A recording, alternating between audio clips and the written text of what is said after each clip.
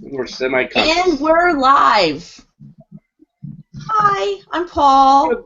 Welcome to Reseller Wakeup. I've done my Paul background. I have done my do-rag duty. James has joined me on do-rag duty.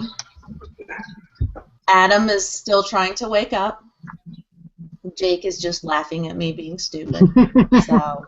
I think we're all laughing. You know me so well. I know, right? Paul wait. Hold on, stop. What? There's an issue with the video. What is the issue with the video? I was going for 9 seconds and stopped. And I'm at 12 seconds, 13, it's going. Alright. Yeah, it's still going for me. That is so weird. Oh, wait, it froze. It froze at 12. Hold on, let me... It's fine. Sorry, guys. Making sure it's okay.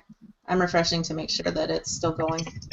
It's going now, but it was like the weirdest thing. It literally...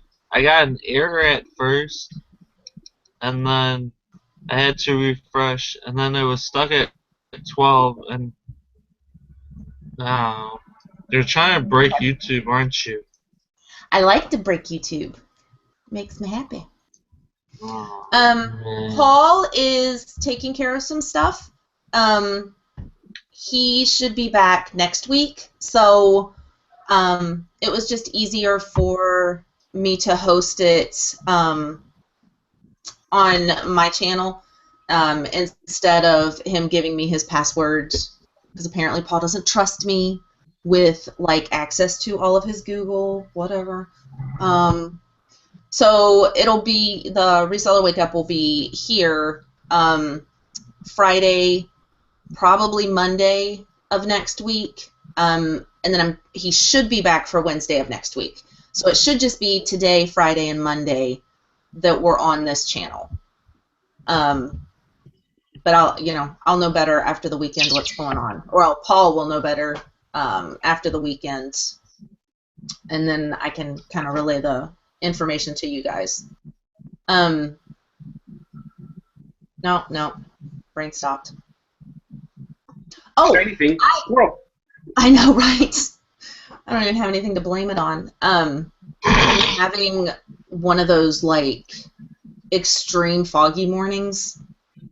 You know what I mean? Where like nothing is kind of making it through. It's like all kind of getting stopped like right outside. Welcome to my life. Yeah, I have nothing. Somebody was messaging me this morning. I don't remember who it was. About Mary, about the eBay. What was it called? Fulfillment by eBay thing. She said she talked to somebody at eBay, and I still am in the group saying that is just going to be a freaking bomb. I don't think that that's going to make it anywhere. Nope. And she guys, this is completely unsubstantiated, so but she was saying that they're all going to be auction only, and eBay sets the price. Oh, jeez. No, thank you. And I was like, yeah, I'm definitely in the bomb group. Yeah. I will be sitting there with my popcorn, watching it fail. There is no way. I would let no one set the pricing on my stuff. Much less eBay. Oh my word. No. I've seen their emails. I've seen their emails showing you can sell your product for this price. I can sell it for a heck of a lot more. No, I don't think exactly. Exactly. That's no. That just, I cannot see that going anywhere. I don't know who would agree to that. I mean, I take that back. I could probably see like super newbies thinking that that's an awesome thing. Oh, sweet. I'll send them all my stuff and they'll take care of everything. Well, how do you know if the price they're going to put on it is a profitable price? How do you know if that's going to be profitable? I enjoy eBay doing this because it makes more and more sellers saying, "Oh, heck with this! I'm going to Amazon or I'm going somewhere else." So it has all the competition leaving, and I'll just stick around and wait till they all leave, and I'll put my stuff up for higher prices. Oh, it's ridiculous. I don't. Well, number one, I don't understand I understand the thinking behind it. You know, they still think they need to compete with Amazon. I really wish somebody would just, like, pound it into their heads that you are not Amazon. You are not an Amazon competitor, except for sellers. You know, that's the only thing. Sellers are, okay, eBay or Amazon. But people go to eBay for different reasons than they go to Amazon. You know, Go ahead, Jake. Not only that, they have problems because the eBay sellers don't trust eBay. So they make it hard for sellers to trust them. Well, yeah, I agree with that, but that's going to make it even harder for that program to work. No idea, Troy. You know, if you Go ahead, sorry. If your sellers don't even trust you, then a program like that doesn't have a prayer. No. I don't. And no, actually, Troy, I don't think it's the eBay Valet that this person was talking about, because they were saying... This is a new thing. Yeah, this is a new thing that they want to do, like an FBA type thing, not that valet one where they would take your stuff and do it for them. Yeah. This was a completely separate thing. Yeah, I think that I thought eBay Valet was more like just the little store type thing where you took. Isn't that what eBay Valet is? I don't know. You guys know how I feel about eBay. I'm not up to snuff on my eBay anything. I mean, I buy on eBay. And I may be mistaken too. I think eBay Valet was the thing where if you didn't want to deal with your item, you just send it in to them, and they would take pictures and list it for you, and for a fee, and give you the proceeds, I think. Right. That's my understanding. But like I said, don't take that at face value. That's just, I think, it's not something that I would ever, in a million years have a use for, so I've not really learned much about it. And like I said, the only reason that I brought this up was because someone was messaging about it this morning. And it's, so it was kind of like on the top of my brain. I thought it was interesting. Kind of like, car wrecks are interesting. You have to stop and look. But I don't know. That's kind of what it's like on par with, to me. I think it's just going to be, it'll be interesting, to watch and see. Because apparently... I'm saying eBay Valet is kind of like the FBA. So. Is it? Now, is eBay Valet, is that the thing in Kentucky? Where you send, like how you send stuff for global? Because that was my understanding of what this person was talking about, was that you'd be sending it to the eBay, like how you do for global shipping. You'd be sending your stuff there. But that I think they said that the guy told her they were opening like 5 or 6 more warehouses across the country this year for it. So I don't know. Yeah, it's something to look at. I mean, it's something interesting to read up on if you have spare time, I suppose. Because I really don't see. Oh, what did J-Mid? They only want the high profit items that sell quickly. Seems like a major ripoff for the sellers. Yeah. It's that. I mean, I could see people using it. Like I said, really new sellers. I could see them using it, or like people that it wasn't easy for them to get out. I don't know. But eBay setting the prices. Right. No. Well, I mean, honestly, Amazon even kind of tops you out on price. I mean, if your price is and this is just to play the devil's advocate, but if your price is way higher than the other prices, I've gotten messages where they told me that I had to either add a best offer to it or drop the price. That's because they're trying to push that best offer thing, I think. And Michael, for whatever reason. Somebody said Somebody said something about in a group. Somebody was asking something about the pricing stuff on Amazon. I wish McCluskey could get in here because he's the one that answered and said something about setting your minimum and maximum. Oh, yeah. I don't remember what. Adam, do you know what I'm talking about? I know what the hell they are, but I don't know. Like, I don't set them up, so. Have you gotten the thing where Amazon tells you need to add a best offer or lower your price?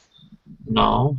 I haven't gotten it. What was it on, Jake? Like, what category? I've gotten it in books, and I've gotten it. Hella inflate my book prices. You would think I would have gotten. Right. I've gotten it in books and I think toys one time. I've had it where I had it in books, and I went into my items and I wanted to do some repricing on some items, and I put one price at a certain price and submitted it, and immediately got an email saying, "Hey, you went below your standard pricing that you had," and so they put that item in the stranded or whatever category, and I had to go and fix that with the pricing, with my minimum pricing. Okay, so then that goes along with what Michael was saying. Then you have to set your minimum and maximum. Like, did you just need to raise your max? I just reduced because it was sitting there it's been sitting, this one book's been sitting there for about 6 months, and I dropped it below the lowest price I wanted. And so I had to reduce my lowest price number. Oh.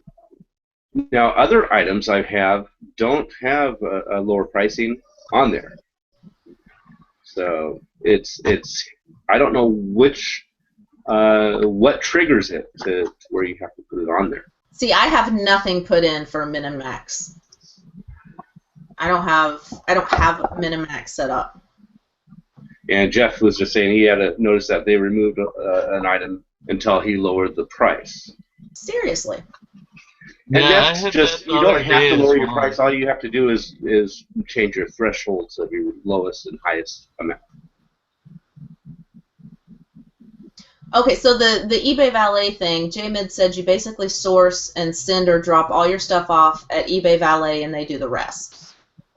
And they take a chunk, I'm assuming. Like, they take a chunk of I would think, the sell price. Well, how does that work for fees? And, like, I assume all of the fees are paid by the person dropping the stuff off. And then the valet place takes a chunk. Or is It'd be nice if eBay started spreading these fees between the seller and the buyer. That's we have those items that someone pays or buys or wins, and then they don't pay for it. I mean, as a seller, we lose out some monies with listing fees. Right. We get reimbursed for the final value fee and all that, but we should get reimbursed for the listing fee as well. Or charge that to the buyer. Do you not get the listing fee back when someone doesn't pay? I don't think so. Really? Yeah. So, I mean, that adds up after time. eBay Ninja. And eBay needs to look into that and maybe start charging the buyer. If you purchase something or win a bid and then you don't buy it, you're going to get charged that 30 cents or whatever it costs that person to list that item. Well, they do that whole this is a contract thing. So, like when you bid, this is you're entering in a contract, whatever the heck it says. And that's all they do. Made it. Michael, we were talking about that. When you get the email from Amazon that your item's too high priced or whatever. Is that what somebody asked, and you were talking about the minimum and maximum, that you needed to raise your maximum in there? Right. What it is the Amazon has their own preset minimum and maximum. So if you don't put your own, then they go by what their standard is. So you can go into your preferences. When you're in your inventory, like manage inventory, Mm-hmm. and then you go under preferences, you can see you can add the minimum and the maximum to the minimum maximum columns to your inventory. So does And then, it just bring up, like, you're just looking at your whole inventory and you can set a minimum maximum for everything in your inventory, or can you do it by Each item. category? Each item. Ooh. right, each individual item has a minimum maximum. What I do to make it really simple is I actually do a listing search. I actually keep a link to listing search of like one item, whether it's in my inventory still or not, because then you don't go through the whole loading of all your inventory. I have a ton, so like it loads up pages of inventory. Mm-hmm. That way, then you just search whatever that item is that got inactivated, or you can just look at your inactive items, and that preference will come up. The minimum and maximum will be one of those two categories will be there once you set it in your preferences to show up. It surprises the heck out of me that I have not hit their max threshold on anything, because they've never sent it to me. And I know I haven't set up the minimum and maximum on my stuff. I know I haven't put anything in there. Well, I know so it has to be high. After Christmas, they sent out, I think like around Christmas time even, they said that like in January, so they're going to start doing this whole, you need to set your minimum maximums, blah, blah, blah, whatever. So I went through and did all of mine because I didn't want my stuff to get kicked out or whatever. So I did like my entire inventory. And then I just kind of ignored it. Yeah. And that's what I found out is like I was being proactive, and then I found out the people that ignored it didn't even matter anyway. So I was like, yeah, thanks, Amazon. Yeah, how long did you spend doing it? Let's just not talk about that. Yeah. I was like, they'll say something again if that's important. I did have, like, since I did the repricer thing, I did reprice it or whatever, I've had a couple of times where, because obviously I stopped doing the minimum maximum thing, but I've had a couple that got kicked out for that. For min or max? Well, it's probably max. I was going to say it has to be max. Yeah. The minimum, I don't know. I mean, you would have to go pretty low, wouldn't you? Like, James, were you taking a loss on the thing that you... Oh, no. I think I had it at the minimum of $39.99 and max of $99, and I went down to $29. Okay. Oh, yeah. I was like, holy crap. Yeah, if you go below your own minimum, then yeah, you're going to get booted. I think the thing with the email was there's something in the preferences about ignoring the minimum maximum, and I think they got rid of that, and that's what they were talking about. Is that it's not going to be ignored anymore if you say ignore it or something like that. So yeah, it's not like every single item is going to have this crazy threshold. They're just trying to get rid of the guys that accidentally, move the decimal point the wrong way, or something like that, or it goes where you're actually putting it in for a loss, where your fees are way more than what you're paying. You see it all the time. Somebody's selling something for $2.99, and you're like, well, wait a minute, the minimum fee is $3.50.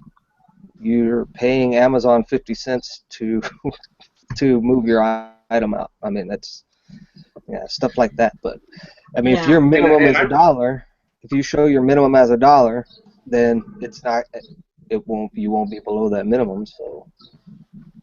Yes, I remember when they sent that email out during Christmas. It was about the same time they were talking about doing auctions for Amazon, and I thought that was part of it as well. What would you take minimum bid for this item? And I thought they were going to start integrating that into an Amazon auction thing, but that never developed. So I don't know. There's a lot of stuff that seems to come out and not develop, and I think on all the sites they're like, I think they want to just kind of see what people say about it, if it's going to be a hit or not, and whatever.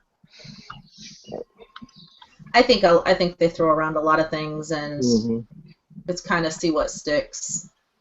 Robin, did you see that I'm Paul this morning? No. I have piles behind me. See? I brought out piles of stuff, and I have a do-rag. Yeah, I have piles. Only mine is merino wool. Mine is merino wool. Well, I forgot the big earphones. I gotta have big earphones for Friday. Yeah, and you also need a giant microphone like right about here. I've got this one. This is my mic. This is the mic I use. Paul sent it to me. Oh, James, I got my book. Oh. I meant to message you, and I completely forgot.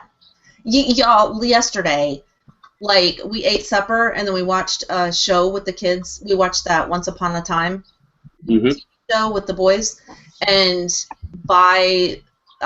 we'll watch an episode or two a couple times a week. And last night they were watching 2, and I was falling out before the second. We eat supper at 6, so this was after 7. I was falling out in my chair, and John had to keep waking me up because we're working on the trim work for the cabinets, and he had to keep waking me up to help him, with something. I was in bed and dead, by 8 o'clock. I should be so, refreshed. That looked like a leg of some dead animal when you first... It looks like a violin. Looks like a violin. I wish I would have taught my kid. I thought about that, having our boys take Suzuki violin lessons. I thought that was a leg of lamb. That's what I'm saying. It looked like some dead animal's leg. It's like a spider got a hold of my... I like how you've got it. I like that, though. Do you have something between the neck and the body of the guitar? I just wrapped the bubble wrap once around that, and then wrapped it the rest of the way around. Nice. That's Hopefully good. Good enough. I still have ones upstairs that I never broke down and sent in. I've got a Beatles bass that I meant to send, and I never did. Pyrex. I was bubble wrapping my butt off yesterday. I bought all this Pyrex stuff that was on sale. You're sending Pyrex to Amazon? I am. I'm trying. Somebody told me. You are brave. That's ballsy. That is. A couple of people that have sent it in that they do it on a regular basis, and yeah, they were pretty. They were saying that they never have any issues with it. So seriously. Wow. Yeah. I'd be terrified. You said I was brave for, or no, I think that was Dusty. It said I was brave for Revlon. I think you're brave for Pyrex. Well, this is the thing is I could have bought about 80 units, and I only bought 10. So wow, smart man. Yeah. I ain't going. That tells you about how brave I am. That just. Ooh, that Now, makes did me you guys hear nervous. about the one Amazon location, the Amazon warehouse that had a pepper spray? That's awesome. That was hilarious. What? Did it? Was Yeah. it like? Did the can explode or somebody dropped? What happened? It leaked out somehow. It fell out of the box and then just leaked out or something. And okay. Here's the thing. Deb had a wrench that was hazmat. Couldn't send it to Amazon. Whatever. Couldn't send it to Amazon. But pepper spray. Yeah. Perfectly fine. Right. Well, it's the same thing as the hairspray pump bottles. They're hazmat, but a 2-pack of them is not. I came across that with something. It's all I day. can't remember what it was, but I was like, so this one was 3. I think there were 3 together, and magically it's not hazmat. And I was like, oh, so in quantity, it's not dangerous, but just one. Oh, it's so Look good. out. Yeah, I had to. And the other thing is, you're assuming that these are all FBA sellers and not Amazon's products. Right. They don't tell you whose it was. Right. They just said a can dropped and exploded, and and ambulances were called and had people taken to the hospital for respiratory issues. Oh my And my question was, Lord. I was questioning, is that my stuff that was sitting next to theirs, and are they going to inform me that my items have been removed from the inventory and they're going to reimburse me, or they're just going to send it out to customers? Because you see the person that gets their eBay packet or their Amazon package, and they're like, Amazon pepper sprayed me. That would be hilarious. I would love to see that. I would pay. Now, if I order anything, I am totally gonna freaking videotape myself opening everything that I get. Yeah. Next. I shall have my phone recording every Amazon package that I get. I see. That's a lot of recording, though.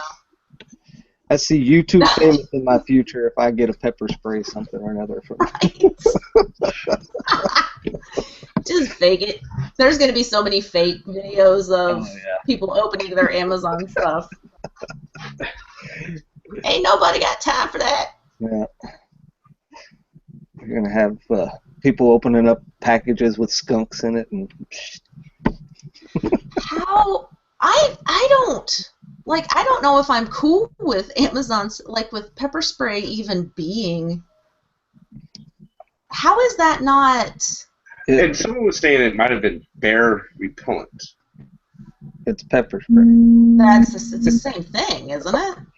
Yeah. Different categorized, and they may not have gotten into bear repellent as being a pepper spray yet. Where they know pepper spray, oh, that's hazmat. Bear repellent, oh, they don't know it yet. Or maybe the MSDS sheets have not been brought in yet. So who knows? I know. Oh, go ahead, Michael. I was just going to say it brings up another question about along the same lines of they allow you to ship beauty supplies in with groceries, like lotions and all that crap there's no guidance anywhere that says you should ship this separately from this or any of that. Remember when you had some of those in, it crushed some of those lotion bottles and destroyed all your inventory? Yeah, I had a whole box that got destroyed, but they paid me for that. But yeah, imagine if that was in grocery items, and you have a Drano mixed in with marshmallows in your box. You have to have some type of regulation of you can't send these items with these items into Amazon. Right. Yeah, I mean you can't put them on the shelves together. You can't even put them in the same aisles in the warehouse. I mean. It's just crazy, but I can have them all in the same box as I ship them in. I think there's just so many things. It's like, do we think that they are going to know, or that they are going to see everything that's like that? That's a pretty big thing, though. That I think, because I agree. I'm nervous as I'll get out. Actually, I don't like putting anything in with groceries.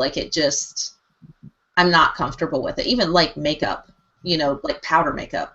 I'm not comfortable when they all go together, so I wrap the hell out of the makeup, and the grocery stuff just to make sure, okay, if this does get broken or whatever, it's not going to get in the food.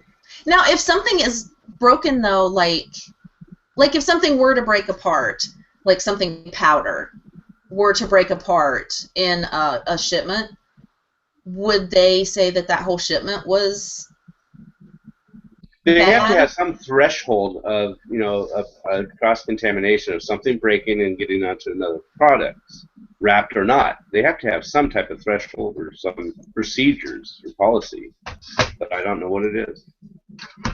Yeah, that's... well, I had that one it was like an entire shipment. I don't recall them salvaging much of anything out of the shipment. But on the same token, I've had where, I've had open containers of beauty supplies that they're like it was damaged, distributor damaged or whatever, and it had to have been opened because it was a bottle. There's no other way. And all of my stuff is shrinked, so it had to be some kind of a busted bottle or something like that, and everything else was fine. So, right. Yeah. But I'm like you when it comes to the whole shipping thing. I don't ship groceries, or like I'll ship toys with everything, but I won't ship groceries and beauty supplies or what I feel like is stuff that shouldn't be together. Even some like grocery items I won't ship together. Like I'll ship them separately. Yeah. You know, just depends. It's like that busboy. Well, not busboy. The bag boy that puts meat in with your vegetables at the grocery store. To me, it's along those same lines of, dude, that's going in somebody's body. You know. Mm-hmm. You don't mess. And you gotta understand the people that they're hiring at Amazon for these warehouses. You know, the workers there. They're not the top of the class. So. Hey, now I worked there. Jay, Well, we never that's said what you were proves the point. So? Kidding. I have a little bit more room in my mouth. Let me stick further. Right. See if you can get that second one in there. You know the eBay thing that we were talking about. Did you guys see what J Mid and Jay Lombardi were saying about the fees? I mean, about the chunk that eBay takes. A big chunk, yeah. 40%, It was 40%, 30%, and 20%. 40%. If your item sells under $50, they take 40%. Of what? Of what the item sells for. What is this? The eBay Valet thing. We were talking about eBay Valet earlier. Oh yeah, yeah. I looked at that early on when it first came out, and yeah, the fees were crazy. And then I was like, well, I'll wait until like a lot of people get in it, and then maybe the fees will come down. And I was like, you guys they're insane. Yeah, and they want like high price items too. They don't want stuff that's like low price, and they have all these different kind of rules. I was reading about it, and it just didn't make any sense. I was like, yeah. Do you set the sell price, or is it auction? Is it like an auction thing? I thought they were. Don't they do like everything for you on eBay sales? Isn't that what the whole idea is? No. I don't know. I don't know how it works. I don't like the idea that somebody else. Like we were talking about that because someone said that the fulfillment by eBay thing is actually going to happen. Yeah, and it's just a matter of time. That eBay sets the price for it, and I'm like, yeah, no. Nobody. There's no way. I couldn't let someone else price my stuff. You know, even if you can set a minimum, I still wouldn't be comfortable with it. I just don't think that eBay sellers trust eBay enough to allow that program to be successful. Thanks for coming, Michael. We'll see you guys. We were able to get in. I'll talk to you later. Everybody. Toodles. And Jake, I think that question was for you. JM was asking, did you like working there? I think running around picking the items would be fun for a day or two, but I've heard the pace is insane. It sucks. I'll never, ever, ever in a million years go back there ever. Ever. I would sooner go work at McDonald's than go back to there. Ew. Really? I've heard a lot of people say that. I don't mind the hard work. I really don't mind the hard work, but they treat you like garbage. Oh, I've heard that a lot. I've heard that they treat them like crap. Yeah. You're sitting there on your lunch break, right? And so lunch break is over in, say, 5 minutes. But that doesn't mean, like, you know, you got to clock back in 5 minutes. That means you have to be clocked back in and at your station, which is 5 minutes away, in 5 minutes. So at 7 minutes, they are screaming at you in the lunchroom to get up, get your stuff ready, and get back to your position. Wow. Yeah. And I'm like, look, my mama don't talk to me like that. I don't know who you think you are. That's crazy. I remember when I used to work for UPS in college, I would do the data entry, and you had to log out if you did anything. If you were away from your computer for a break or bathroom break or lunch or anything, you had to log out. And if you didn't log out, you were just sitting there idle, and the system thinks you're just wasting time at work, and you got chewed out for it. The best job that I ever had was I worked at, like, job.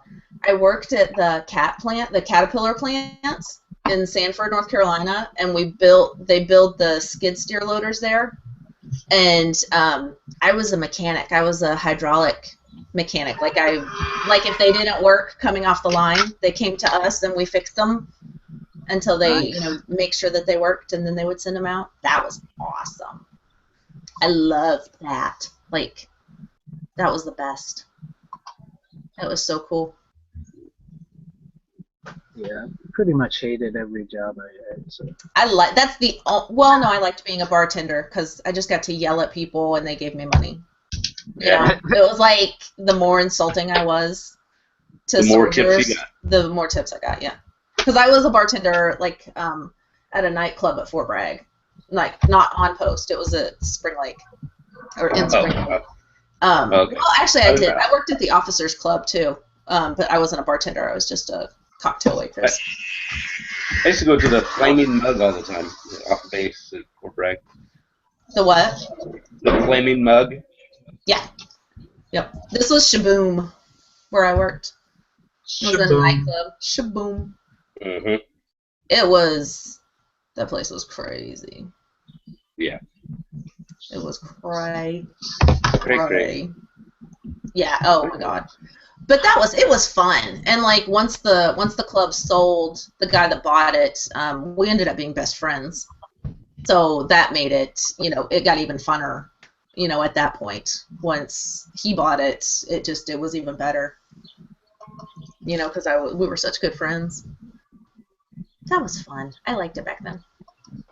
I did crazy things. Like, I can't imagine myself doing the things now that I did back then.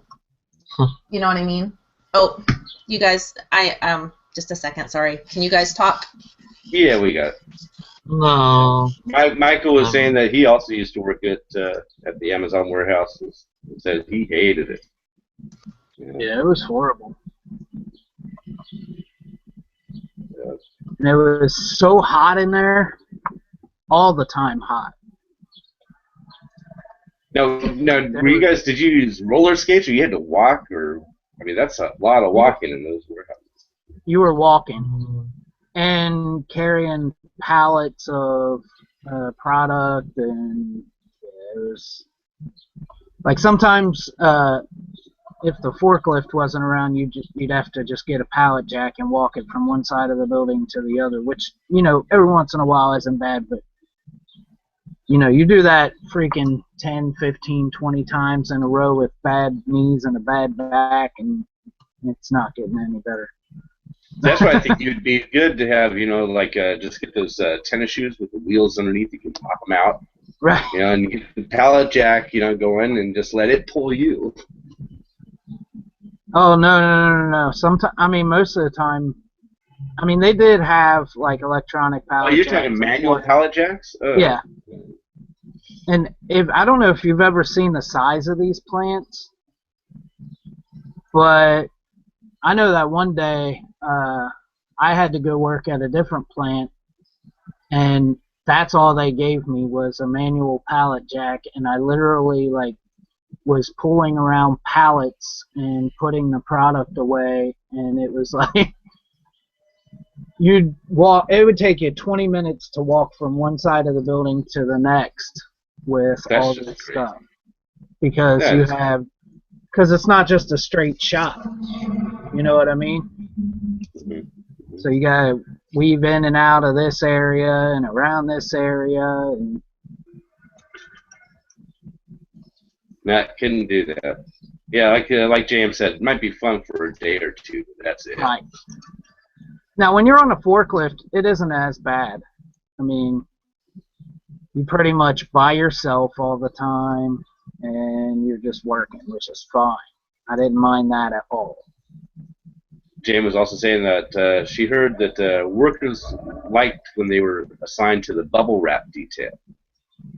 I was never assigned to a bubble wrap detail. Huh. I guess if you just stand there all day and you don't have to move or walk, it's a lot of. But still, that'll do it too. Do you have those those mats that you guys stood on, or was it concrete floors? You got the mats, so that was good. So even if you were like sorting or something, where you would get a cart and then you'd have to sort it into different bins and stuff, like you were still on a mat at that point, and that was fine. If you can keep up with production, you're fine there. Because you had quotas and this and that. But I guess my main problem with it, because I don't care about hard work, but I'm not going to be talked to like I'm 12. Yeah. You know what I mean? Like I said, my mom don't talk to me like that. I sure as heck ain't going to let anybody else. I talk to you like that all the time. Yeah. I correct your grammar. I'm Jake's editor. That's all right. For his My stuff. cheat sheet. I'm Jake's cheat sheets. Now, I was wondering, why is Jake not on Profit Talk? His family. Yeah. His name doesn't start with a D. That's Right. true. That's true. I was disqualified for not having a name that starts with D. Yeah, we would have to. I mean, it would just be legal fees, and it wouldn't work. It'd be a mess. Yeah, and honestly, once you go above triple D's, I mean, it's just too much. It just gets gaudy. Yeah. It's funny to me that Amazon, the whole warehouse thing, that Amazon is, that they allow them, like as a company, that they allow them to be so nasty. You know what I mean? I don't understand. Because that's not what I see from that's not what I think. Like when I think of Amazon, what I think they would be as an employer, I think that they would be cool. I think that they would be cool to work for or whatever. The reflection in my glasses from my office window is driving me nuts. If you are management, I've heard it's not bad. I've heard if you make it to like management or a supervisory position, it's not that bad. But I think it's that way in any company, though. Once you get, to a certain point, it gets, but it until can't be then, bad. You're worthless. Oh my God, that made it worse. Sorry, but it's just, you guys know how I am. It's annoying the crap out of me. Oh my God. I'm gonna have to. Let's see, what kind of titles do you have behind you there? There's a globe and. Oh, that's the boys. That's their the top shelf. Even see the label right there. I label everything. That's fiction that they can read, and part of this shelf. Well, no, this shelf too is fiction, and then down below it goes into nonfiction. Classics. We only read like for school every day for an hour a day. They have to read a classic novel. Mm-hmm. Like right now, Braden's reading To Kill a Mockingbird, and Gavin's reading The Bronze Bow. But I have some. I picked up some items. I wonder if I should send these to you. They're sealed. My Math Lab. I don't know what that is. It's a CD, DVD, or whatever. And then, no, but I mean, I don't know. I've never heard of My Math Lab. Did you look them up on Amazon yet? Have you? Oh, yeah. Yeah. How do I? Nice. But yeah, it's completely sealed. I think this is one for some silly money. Same with this one. It was intermediate and elementary algebra. But, I can't believe I've not heard of it. They're already past algebra, right? We started, algebra for us started when they started math. We started algebraic thinking. Okay. Because I think that algebra, it's a part of doing math, period. Like algebraic thinking. And the younger that you start it, the easier that it is once they get to the more complicated stuff. We use, they watch a lot of Khan Academy videos, and there's this company called The Teaching Company, and they have these DVD courses. They're called the Great Courses. They're expensive as all get out. That's a bolo for you guys if you come across any of the Great Courses by the teaching company. There's a huge resale market for those in the homeschooling community because they are amazing. But some of the courses are $200 and $300 from the company. What did you say, a Becca? No, not a Becca. It's called the Teaching Company, and the DVDs are they're the Great Courses. I got theirs. I actually found it at Goodwill for $5. It's a 6 DVD, I think. It's called Basic Math, and it has a book in it, and you can get the workbooks for $10 from the company. But it is amazing the way they teach that. So when my kids are ready to move on to a different, like from fractions to something, to decimals or whatever, whenever they're ready to move, from those, we watch the lesson on the basic math, and then we watch some of, Khan Academy stuff, and then my kids have life packs from Alpha Omega. Their workbooks called Life Packs. That's another one too. If you see those anywhere, Life Pack. That's a good bolo. Homeschoolers love those, especially if you have the whole set.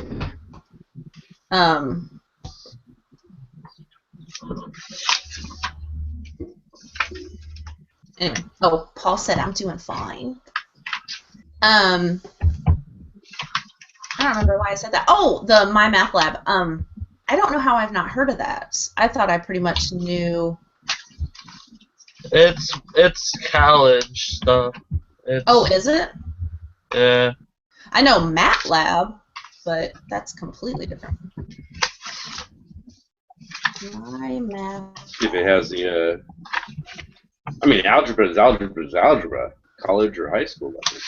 Well, not when it comes to like what homeschoolers are looking for, because college level algebra makes a whole lot of assumptions. That you already know how to spell. Because the formulas or the problems and things and the things that you use are not like at the beginning, because like beginning algebraic thinking is getting people to understand that instead of 1 you can use A, if you don't know that basic, and then college level it just goes a whole nother. It's Pearson. Thinking.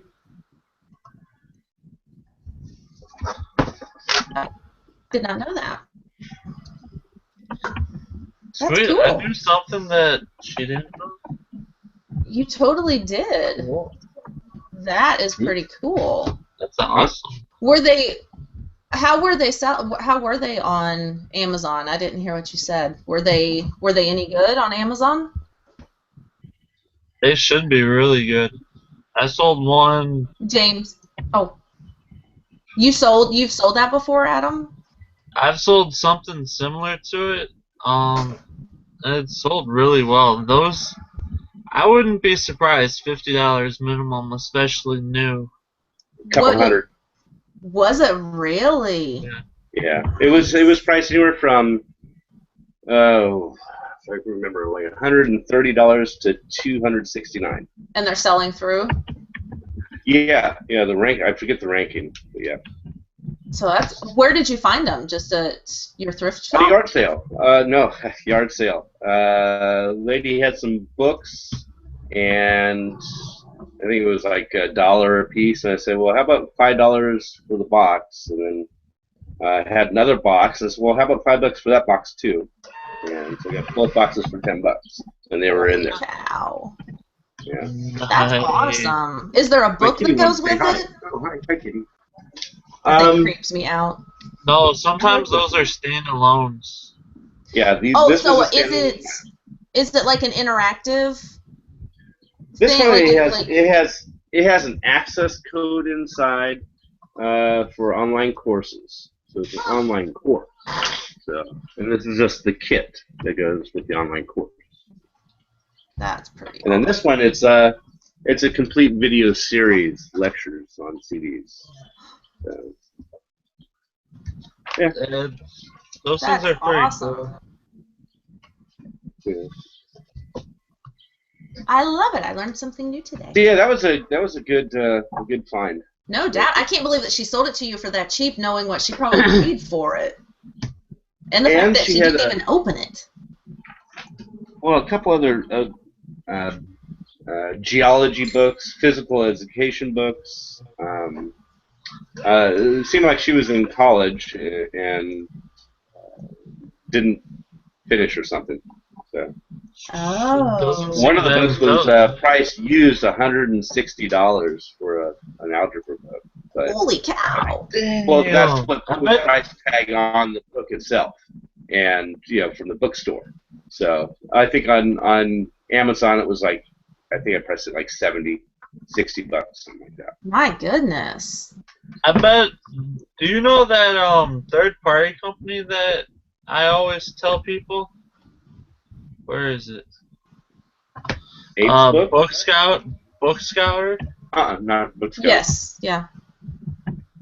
I guarantee if you go to that site, type in the barcode, scan in whatever, I bet you'll be surprised at some of what they're offering. And it would be like instant money. Basically, you send the book to them, and then within a day or two after they receive it, you get your money. Oh, almost like a replacements.com for China and ceramic wares. Yeah, I might use them just to find out what they would offer, and then use that as my low price on Amazon. It's pretty sweet. Huh. That's how I got my start, if anyone didn't know. I used to flip books to third parties. A lot better doing it that way. You get more money instead of having to pay all the fees for Amazon. So that might be a way to go. Yeah. Doesn't Bookscouter, isn't that the app? Yes, bookscouter.com. Yeah, I have that. Yeah, I've got that app. I haven't found anything that was better. Like, is this the one where I don't remember what I used this for? Is Bookscouter to sell stuff, or is that looking to find pricing? That's to sell stuff to third-party companies. Okay. I think you're the one that told me to get it, actually, the app, and I can remember using it, like when you first told me. I'm pretty sure it was you. First told me to get it, and now I can't even remember what the purpose of it was. I would have zero clue. But yeah, I used to buy and sell books to third-party companies all the time. And sometimes the companies would actually offer you, like, within a few dollars from the lowest Amazon price. So, and sometimes a couple dollars more. So it's really nice. That's cool. Is it easy, like the process? Yeah, you can crank it out quicker than an FBA shipment. Really?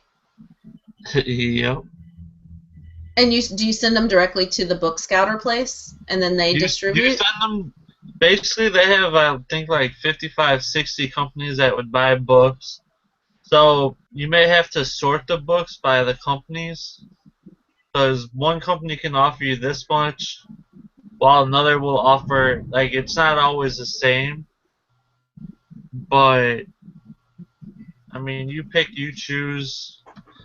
Some companies are pickier than others, but overall, they're like very lenient as well. That's cool. I don't know. Joe was asking about the bandanas. I put on a bandana, Joe, and piled stuff up behind me so that people wouldn't miss Paul too much. Oh, don't worry, we don't really miss him. I miss Paul. Did you not see my intro, Robin? I was totally Paul. No, I've been so busy. This morning, I realized that I should probably just start a blog on how it is to be a stay-at-home mom, what your day looks like. Because I was running all over the place until, like, literally you saw me here doing all kinds of stuff and cleaning up after people, and I don't know. Anyway, it was humorous, my morning was. Is your girl back at school already? That takes a lot. Yeah, okay. Yeah, she's back at school, and so whenever I have, like, when the little one goes to bed, that's when I can list things or pack things or do my couponing like I do or whatever. And between the time that I drop the 9-year-old off at school to nap time, it's running after the little one and cleaning and not fussing about milk being spilled all over the floor. And so anyway. I know there actually is a big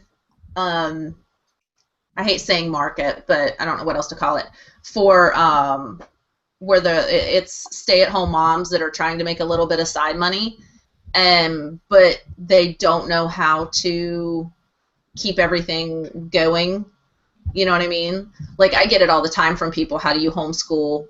And it's just a schedule. You have to stick to your schedule. If you don't. That's what I tell people constantly is if you don't have to, but you also have to give yourself a little bit of leeway. Like yesterday, I just had to be like, screw the schedule. I had to take my husband to the dentist yesterday, and so the schedule just went out the window. But that's okay because I'm playing catch up today because I have room in my schedule to do that, and I forgive myself for a lot of things. I don't schedule a time. I don't say like 7:30 to 8. I say, I put in a time or a time amount, an amount of time. I do, like 30 minutes on this and however, and on this and this and this and this. And that way I don't feel like I'm behind. I feel like whatever time we end up getting started. And that's how my kids' stuff is too. They have a whiteboard that has their assignments for the day. And it's like, do this section of this and read for this amount of time and spend this much time on math, and I just break it down that way because we don't set alarms. Yeah, we don't use alarm clocks. I don't think that children should be woken up. I think that they have their own natural sleep cycle for a reason. So, anyway. Well, one of the things that I struggle with the most is my afternoons. I've realized that I can cook dinner early, and we can just reheat it later on for dinner. That way I can fit, because my daughter does go to public school, so I have a lot of things that need to get done as far as homework and dinner and bath and all of that before bedtime, and I'd like to get her in bed before 8:30 or 9 because she gets up with an alarm clock at 6:30 the following morning. But you're making sure that you're just changing her natural sleep cycle by doing, that's all you're doing. You're still giving her the amount of time that she needs to sleep. Oh, yeah. You're just most definitely, because it's very important to me that she's very alert and well rested at school, because I think it's a lot more stressful. People that have their kids in school, I think that's a lot harder than people that homeschool, to be honest. I think I have it a lot easier than people whose kids are in school when they have to conform to that schedule and stuff. You have the patience with children that some of us don't possess. I also have extremely easy children. That's a huge part of it. My children are so easy, Like, there was a lady at Costco was commenting on it yesterday. She's like, "Oh my God, your kids listened to you when you said to go sit down at the table and read." That's all about how you raise them. They've been easy though since they were little. That's all about how you raised them. Yeah, but God gives you what you can handle. You know what I mean? And I think He knew that I could not handle difficult children. And she's just now learning what no means and be still and all of that. Right at a very, she's 1.5. She's get up, go. I want to know, everything and blah blah blah. And so yesterday we were off schedule and I had to take her to the dentist office because Daddy was getting 2 teeth pulled yesterday.